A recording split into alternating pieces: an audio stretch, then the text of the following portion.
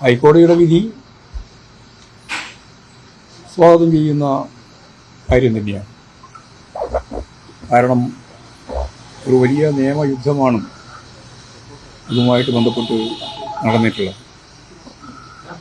മോഹൻ മാഷ് ഉൾപ്പെടെയുള്ള പാർട്ടി ജില്ലാ സെക്രട്ടറി ആയിരുന്ന സന്ദർഭത്തിൽ വലിയ കൊള്ളക്കാരനെ അറസ്റ്റ് ചെയ്യുന്നത് പോലെ അറസ്റ്റ് ചെയ്ത് കൊണ്ടുപോയ ചിത്രം ഈ കേരളം മറന്നിട്ടില്ല. പാർട്ടി നേതാക്കളെ ഉൾപ്പെടെ കള്ളക്കേസിൽ ഉൾപ്പെടുത്തി വർഷങ്ങൾ തന്നെ ജയിലിലടച്ച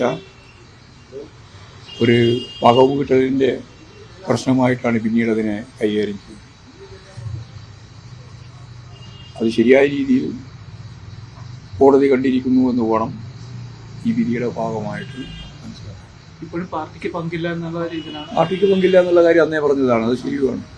ഞങ്ങൾ ഈ കേസിൽ ഇടപെട്ടത് ഞാൻ നേരത്തെ പറഞ്ഞതുപോലെ പാർട്ടി ജില്ലാ സെക്രട്ടറി ഉൾപ്പെടെയുള്ള പാർട്ടി നേതൃത്വത്തിന് നേരെ വലിയ കടന്നാക്രമണം നടത്താൻ വേണ്ടിയുള്ള ബോധപൂർവമായ ശ്രമം ആ കേസുമായിട്ട് ബന്ധപ്പെട്ട് നടത്തിയപ്പോഴാണ് ഞങ്ങൾ ശരിയായ രീതിയിൽ ആ കേസിൽ ഇടപെടേണ്ടി വന്നത്.